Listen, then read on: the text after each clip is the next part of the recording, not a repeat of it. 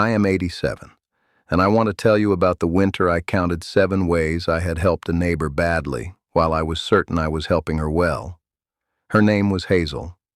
She buried her husband in October. By January, the county wanted money she did not have, and the notice for it was posted where anybody in town could stop and read it. I helped her wrong more times than I helped her right. 7 confessions. I wrote them on the back of a seed catalog at my own kitchen table, one under the other, until the list ran off the edge of the page. When I finished, I was not proud, and I was not ashamed. I felt honest. A man can spend 40 years being generous and never once learn how to hand a thing to another person. Pull your chair in close. This one asks for a slow telling.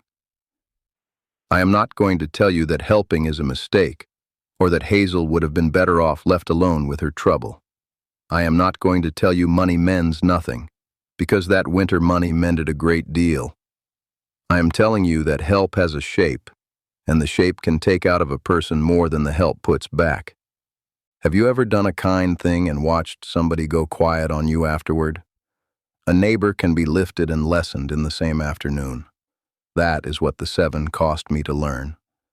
My grandmother said, "The way you hand a thing is the thing." She sent me down the road once with a covered pot for a family that had run short. She stopped me at the door and made me stand still until I had it. Do not knock hard. Do not wait there while they lift the lid.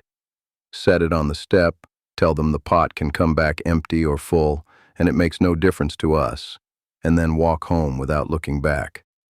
I was 9 years old. I thought the supper was the gift. My grandfather put it his own way, years later, when I was old enough to have money in my pocket. He said anybody can carry a load for a man. It takes a friend to carry it so the man can still walk beside him afterward. Those 2 sayings are the spine of every mistake I am about to give you. The first confession is that I asked her what she needed where other people could hear it. It happened at the feed store. Walter had told me about the notice, and I came around the end of the aisle and saw her, and I said it straight out. "Hazel, how far behind are you?" 2 men at the register quit talking. She said she was fine. She walked out to her truck and drove home without the salt block she had come in for. Under the rock ledge behind my house there is a seep. Push your hand into it and you drink silt for an hour. Leave it be, and it clears, and it is the sweetest water on the place.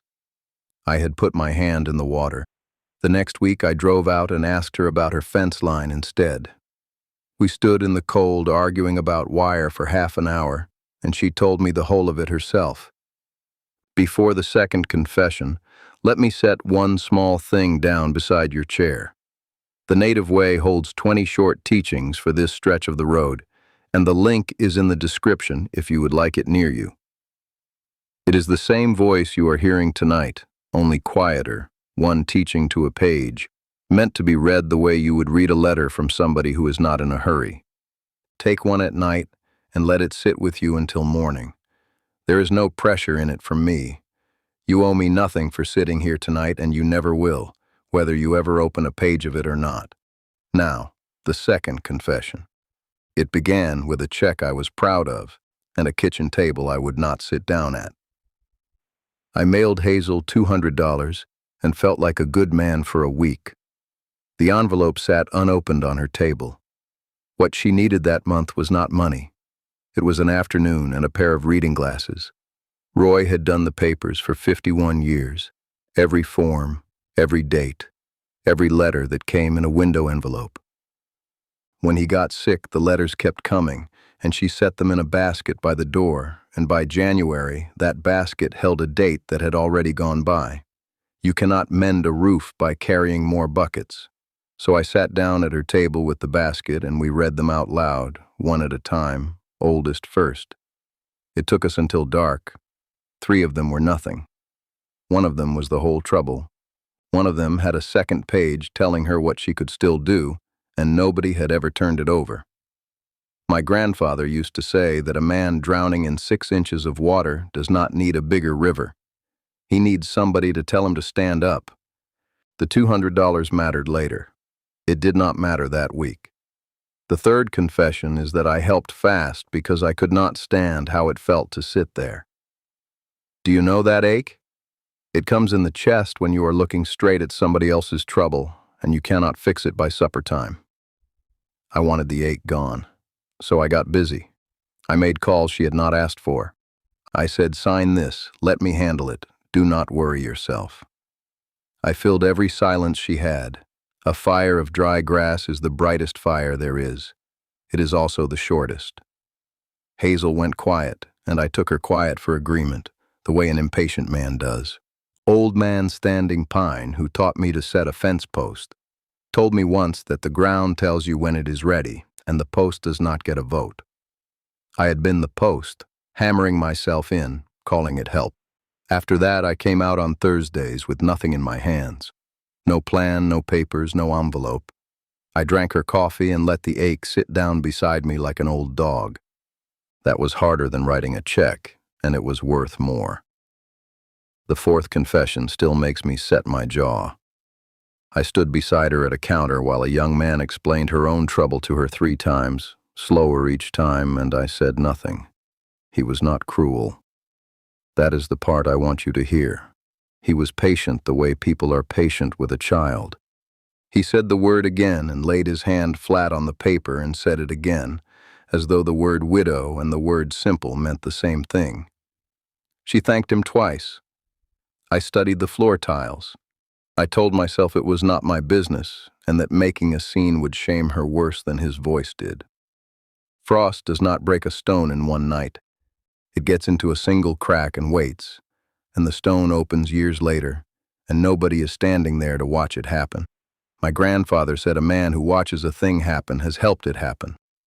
So the next time we went in, I said one sentence, quiet, at the ordinary speed of a man asking for the salt. Say it once at your regular pace and say it to her, because hers is the name on the paper. He went red. Then he turned the page over and showed her a form he had not mentioned, and that form bought her 60 days. I never raised my voice. I have raised my voice plenty of times in this life and gotten less for it. The fifth confession is that I carved my name into it. I wrote the check. Then I told Walter I had written it. Then I told one more man at the winter supper in the Grange Hall, and then I sat through the whole meal watching to see whether she would say something about it in front of people. She did not. I was sore about that for 2 days before I understood what I had made of myself. I was keeping a ledger. I had turned her into a debtor in a book she never agreed to open. There is a cottonwood at the corner of my garden. It throws beautiful shade. It also drinks that end row dry every August, and I have never once pulled a tomato out of the last 4 feet of it. My grandmother said a gift with your name cut into it is not a gift. It is a loan with a soft voice. So I quit telling people. When Hazel thanked me, I took it once, the way you take a plate of something warm, and then I never brought it up again, not that winter and not since. She has never had to pay me in gratitude at somebody else's table. The sixth confession is that I made the plan without her at the table. I telephoned her son. Between the 2 of us, we found her a 1-bedroom in town, ground floor, close to the clinic, and we had most of it arranged before either of us said a word to Hazel. We were pleased with ourselves. We had solved her. She listened to all of it. Then she said, "Who decided?" 2 men had decided. 2 men who did not have to wake up in that bedroom, or sell that hay, or walk out to that barn in the dark and hear nothing where a man used to be. I have crossed the arroyo behind my place at the same shallow bend for 60 years, and I built a good footbridge there. My neighbor crosses a 1/4 mile upstream where the bank suits her, and my good bridge has never done her one bit of good. I called her son back and undid it. Then I asked Hazel what she wanted, and she told me. One more summer of hay off that ground. And then she would decide, and she would be the one deciding. My grandmother said nobody is ever rescued into a life they did not choose. They are only moved.